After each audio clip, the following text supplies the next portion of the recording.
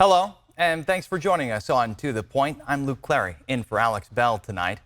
Title 42 officially ended at 8:59 last night. The policy allowed the U.S. to quickly turn back migrants at the U.S.-Mexico border. Our Roxanne Elias has been at the southern border talking to migrants desperately trying to seek asylum in the United States. At the U.S.-Mexico border, neither age, race, nor language defines the status of anyone waiting on asylum. Title 42 is officially lifted, and it's creating an influx of people to flood to the San Isidro border crossing. I believe the multitude of people that are here is because of the desire to get to the U.S. after that title.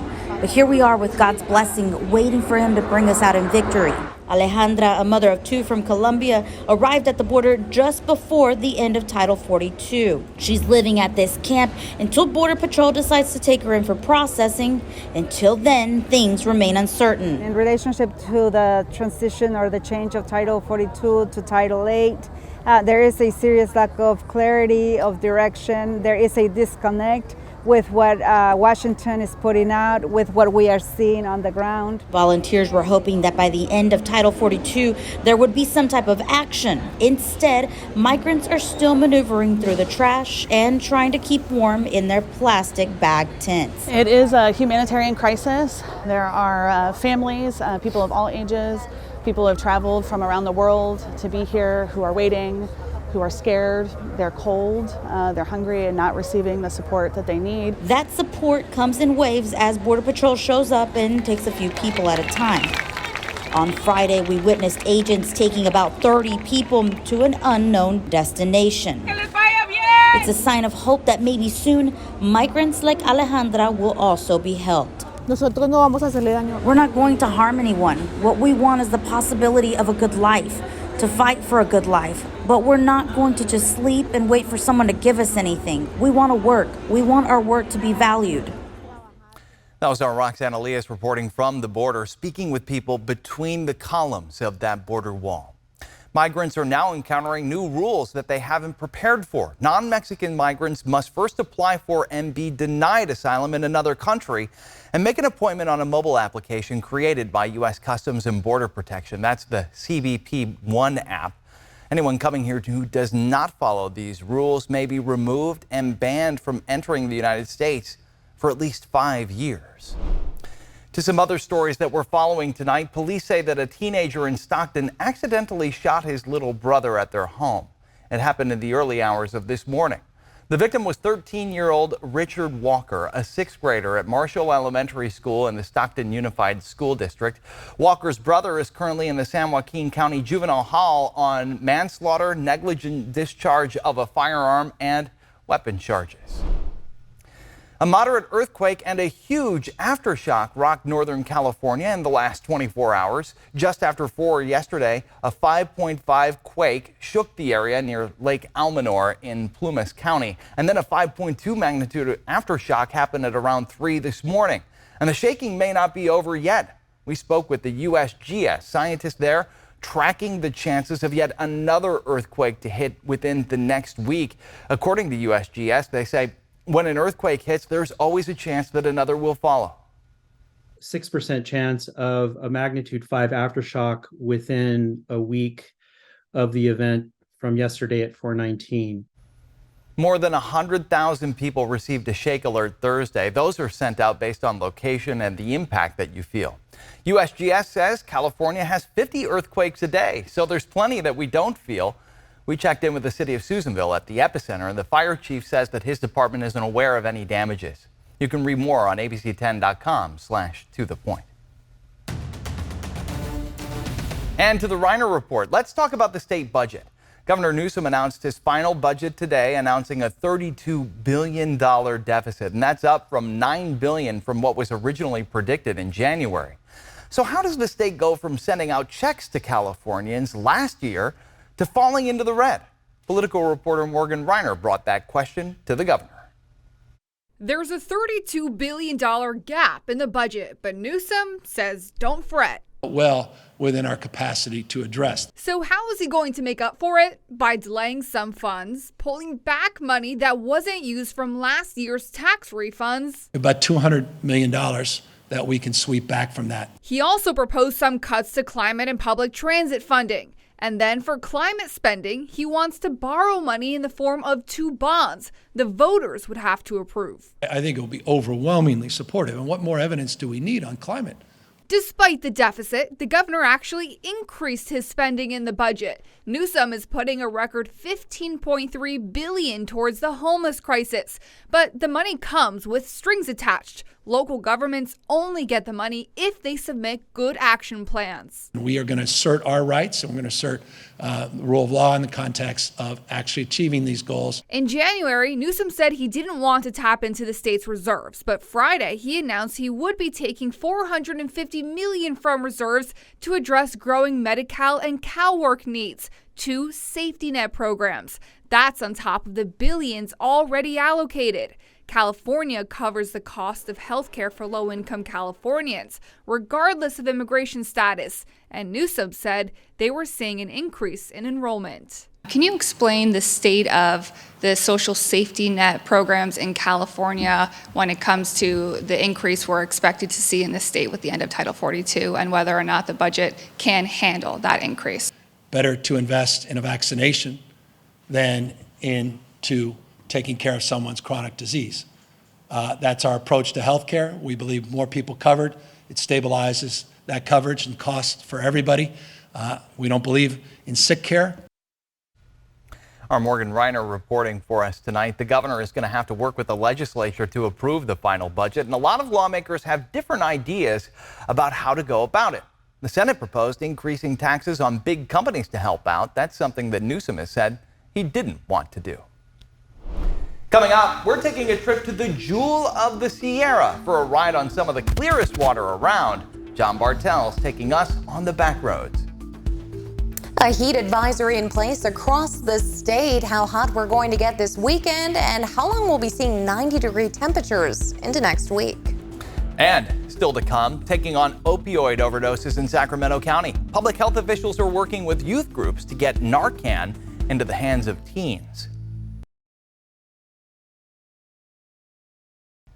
Welcome back. Another beautiful and hot spring day in Northern California. Finally, spring has arrived, but get ready because it's about to start heating up. We've got meteorologist Carly Gomez joining us now. Carly, and concerts in the park are back at Cesar Chavez Park, happening right now through 9 o'clock tonight. And we'll see temperatures right around those mid to low 70s just until that ends. So maybe a light sweater if you get cold easily. Otherwise, right now in the Big Mountain backyard, we are looking at some nice temperatures. It is just comfortable outside right now as we get a very light breeze, but otherwise we are expecting to see those temperatures remain right in these mid to low 80s for at least the next hour or so before we start to see things dropping off into the 70s. Now mid 60s in Tahoe, and then take a look here. The daily almanac showing our average is about 79 degrees this time of year, so we've seen quite the increase, but the record 100. So we're a little far from that, but hey, we could be pushing closer to 100 this weekend as temperatures are expected to rise in the upper 90s. And yeah, it's probably a good weekend to get in that pool, or at least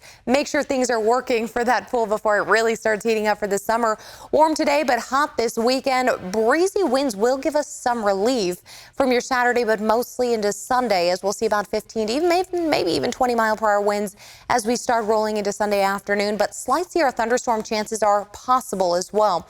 We have the high pressure system in place right now, low over there toward the west. It'll move up and over the area, dropping right down into the eastern side there, the leeward side of the mountains of the Sierra. That could bring us some chances there of thunderstorms into Sunday afternoon, but light winds right now. And just take a look, mostly clear skies as we continue to see maybe a passing cloud or so on your Sunday. We will maybe see right about there it goes, that slight chance to maybe see a thunderstorm. Otherwise, temperatures in those lower foothills, well, we're looking at nice temperatures overnight in those mid 50s in the 10-day forecast. 94 degrees for Mother's Day, but 97 on Saturday. Expect upper 80s and low 90s next week. All right, thank you, Carly. We'll keep our eyes on it into the weekend. And it's a perfect day to hit the back roads right now. We're taking a boat ride on Lake Tahoe where you can see all the way to the bottom. Stick with us. Welcome back to the Point. The opioid epidemic is ending lives and devastating communities and families. But Narcan, also known by its generic name naloxone, is considered by many to be a miracle drug because it can stop an opioid overdose in its tracks and save someone's life. Our Becca Habecker shows us the effort to get Narcan into the hands of teens. You might wake up in the hospital. We're sitting in on a candid conversation among teens about fentanyl. Overdose doesn't always mean death. People have overdosed and survived too. One teen shared that he had overdosed and survived after someone gave him Narcan, the opioid overdose reversal drug. He says the experience made him quit all substances. We're not identifying him, but youth leader Paris Dye had this to say to him. I just adore you, and watching you over the years has just been trying not to cry, but I love you, baby. I love you, and I'm so proud. She's the managing director of Impact SAC, a local youth nonprofit that partners with the Black Child Legacy Campaign and Liberty Towers Church, the site of this event in Sacramento County's Foothill Farms community. Make sure you definitely take the Narcan. The Sacramento County Department of Health was here educating teens about the dangers of fentanyl poisoning and teaching them how to use Narcan, a lesson taken to heart by 10th grader Cheyenne Cooper and 6th grader Janiyah Johnson. If you see somebody uncautious, you hurry up and grab it and put it up their nose. If they don't wake up in a few minutes, you give them a second dose. I think that's a good invention. Because, a lot of people overdose and stuff, and you can really save lives. They both say they took home some boxes of Narcan the county was offering here. It's just that one pill that happened to be laced with the fentanyl. Kimberly Grimes with the county's Department of Health says they are doing targeted outreach. We are really seeing a high trend, and it's really increasing. Unfortunately, overdoses are affecting our communities of color, and specifically the Black and African American young people.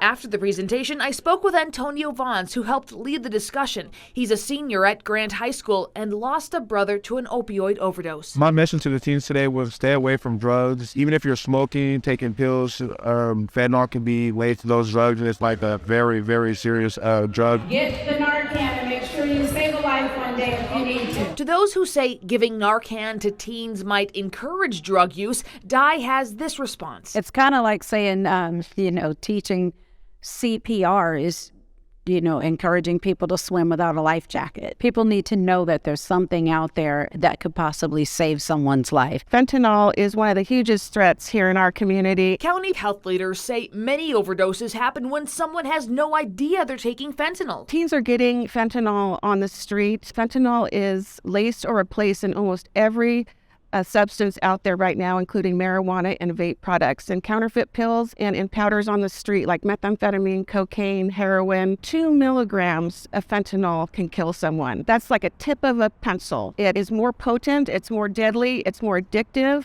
And so what the drug dealers want is people to become addicted. They don't care whether or not people die. Their whole thing is making a profit. So they're like, oh, I can make more of this if I add this and it's cheaper and I get more products, more money. Why not have Narcan? If it's available and we can save lives, then let's do it. And as this teen says, don't do drugs. It's bad for you. Any kind of drugs, just don't do it. Our Becca Habecker reporting. Now, public health officials note that Narcan or naloxone can only reverse opioid overdoses.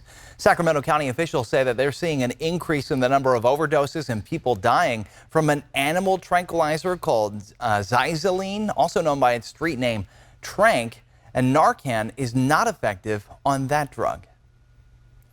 Shifting gears here, you never know what you'll see on the back roads of California. And this week, John Bartel takes us to the clear waters of Lake Tahoe to take a ride in a clear kayak.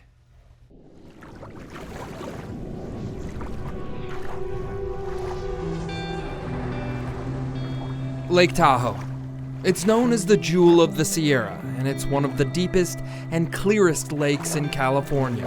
I'm noticing we are getting very deep here, and I can see way the heck down there. Oh yeah. And the best way to experience the clear water is in a clear kayak. These boats are made out of a polycarbonate plastic, same material that they use on aircraft windows. Jeff Miller is a kayak guide with Clearly Tahoe, an adventure company focused on teaching their riders about the lake water and why it's so clean. Lake Tahoe's purity level is 99.994% pure. Now, you're still drinking water is actually 99.998% pure. So it's a club. Though it's not recommended to drink the lake water, you technically could, and there's plenty of it. They actually say that this lake does have enough water in it to supply every single person in the United States with 50 gallons of water every day for 5 years. If you want to see Lake Tahoe at its cleanest, Jeff says you should come in winter or early spring. In fact, researchers from UC Davis announced that the spring of 2023 is the clearest they've seen in over 40 years. From our last recording from UC Davis, actually, I saw that they got it all the way down to 115 feet. You could see 100 feet down? 115 feet was the recording that they had. One of the best places to see the depths of Lake Tahoe is at Bonsai Rock on the east shore. From the surface of the lake, the round granite boulders below create a stunning contrast to the sandy lake bed, which seems to sparkle with every ripple in the water. What are all these sparkly things? Is this gold below me? Well, believe it or not, here in Lake Tahoe, we do have the wonderful thing called iron pyrite, also known as fool's gold. So I'm not gonna get real. Unfortunately not today, buddy. As clear as the water is, you will not be able to see the deepest part of Lake Tahoe, which is more than 1,600 feet below the surface, leaving plenty of space for fish and other aquatic life to hide. Is there any sort of like creatures that might attack us, eat us? You got the good old famous Tahoe Tessie, come on. Tahoe Tessie? Tahoe Tessie, the Loch Ness Monster of Lake Tahoe. Never before photographed and rarely seen, Tahoe Tessie has been said to be living in the lake's underwater caves, but these computer-generated photos give us a glimpse of what the monster might look like and might eat. No recent attacks from Tessie? Nah. She only likes to eat clear kayakers and paddleboarders, Hilarious Tops. No. Although Tahoe Tessie has not been photographed, other lake monsters have. On top of that, we also have the zooplankton, which have been making a drastic comeback. The zooplankton in Lake Tahoe are microscopic animals that feed on fine particles and algae in the water. Jeff says previous years of warm weather and other causes have minimized the population until this year. They're like the little cleaners of the lake. Absolutely, yeah, it's a natural cleaner.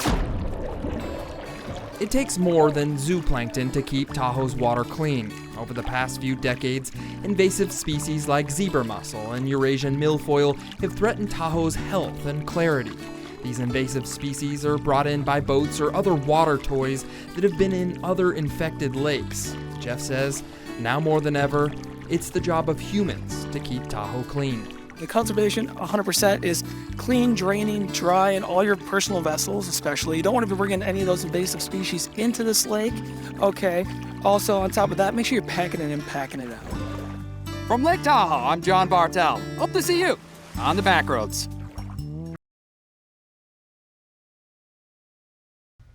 Finally tonight, the federal public health emergency for COVID expired this week, and staff at Dignity Health Mercy San Juan Medical Center gathered in honor of Nurses Week, establishing a time capsule to give nurses of the future a glimpse at this strange and challenging time in our history.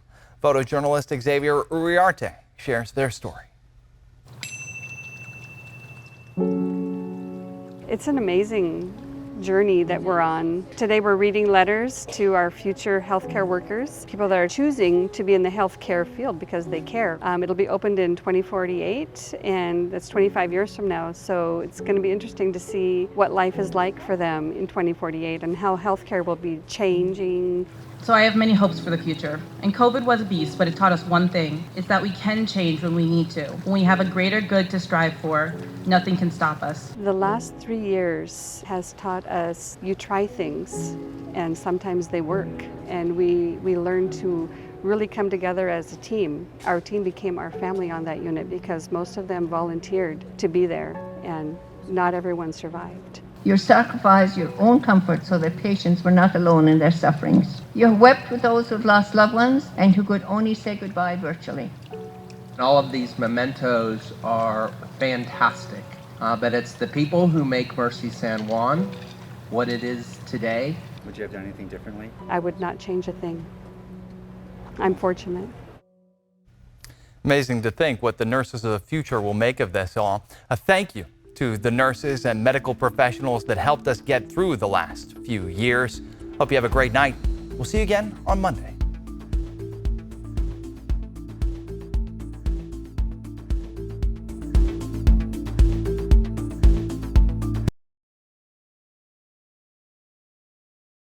Hey, it's Alex. Just wanted to say thank you so much for watching. I really love hearing from everyone, and I hope that you'll stay in touch. Reach out to me on Facebook at AlexBellTV, or you can email me at tothepoint@abc10.com, or you can even send me a text message at 916-321-3310.